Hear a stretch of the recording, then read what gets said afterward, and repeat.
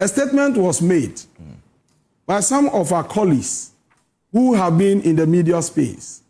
They said that because we have raised poultry and people are consuming, the project is a failure. Now, on hearing this, I did two things. The first one is academic.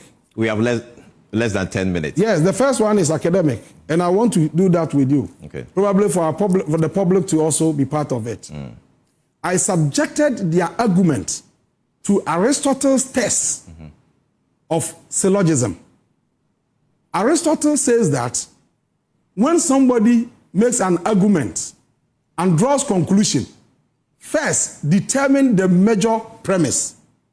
So, from what they said, the major premise that I determined, and I believe our brothers and sisters from the academia, they are all watching, and they will also subject the argument to strict tests and prove the validity, the syllogism or otherwise of those statements. One, the major premise. Poultry birds have been raised. Two, the birds are being consumed. Three, and this is their conclusion, the program is a failure. You see that the premises and the conclusions, are incongruous. Why? Jarring. Because if you are producing, you are eating, at the end of the day, the business will collapse. You need to save some. You see, you have gotten it wrong. First, when you raise birds, the birds are meant for consumption. Whichever way you look at it, whether it is sold, not sold, it is for consumption. Ultimately. And so once you raise bird and people are consuming the bird, the project is a success. When you say it is a failure, it doesn't match. It's a jarring matching. Perhaps they are raising concern about sustainability of it. You see, when you ask of sustainability, I will agree with you. In the first place, is it easy to raise birds? So if we have succeeded in raising the birds, and for the first time in the history of our country, our people are even consuming the birds, and they are developing taste for locally produced birds, how will that mean that the project is a failure? Let me tell you this.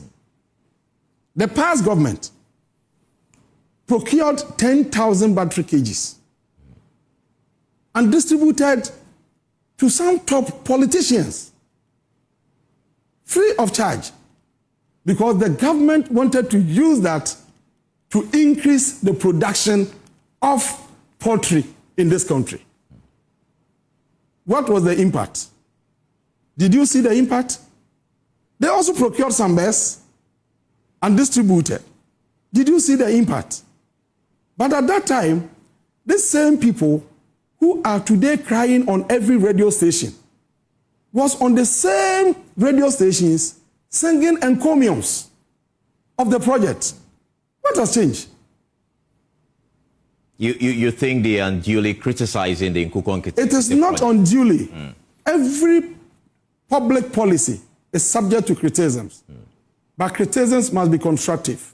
If you don't have the facts, if you don't have a better appreciation, seek explanation before you embark on those criticisms. Now, let me tell you something about policy. You see the brain. The brain often perceives change as a danger, triggering emotional and unpredictable responses. Right. Until the logic sets in. So the implementation of this project, right from the outset, I heard an active player in the sector saying that it is going to fail. Will it fail? It will not. The signs are there. You are enjoying, I am enjoying, every Ghanaian is seeing the benefits. How then would you describe such a policy as a failure? Is it sustainable? It is. On annual basis, we spend $350 million United States dollars to import poultry products into Ghana.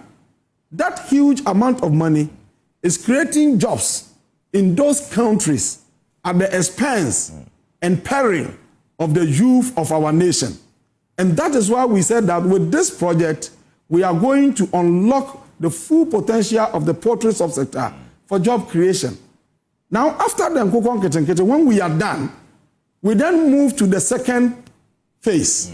And then in the second phase, we are targeting the medium-scale producers. Still under the Nkokonkitinkiti. Under the Nkokonkitinkiti. So the first explanation you gave happens at the household level. The household level. Okay. Now, when we are done with that, then we move from the household. We are now going to those who are into commercial poultry business. Okay. Some of them have been categorized as the middle or medium scale producers. They are able to do from 500 bears to, let's say, 3,000 bears. They need the capacity to expand. And it is the duty of government, as we pursue increase in production, to give them that support to enable them expand. And then we move to the commercial farmers, the large-scale producers. What can we do with them for them to also scale up so that we can produce sufficiently to feed our people? Okay. Three things must work here. What is the state now? As we speak, when you look at our consumption and our demand, our production is just around 5 to 10%. Yeah, quite low. But these are birds that can be raised within 2 months, especially the broilers. So why is it that we cannot do it and we are expending our resources to create jobs for foreigners while our people are moving up and down our streets, doing practically nothing, faffing around every day? Something must be done. And that is the strategy that we have adopted.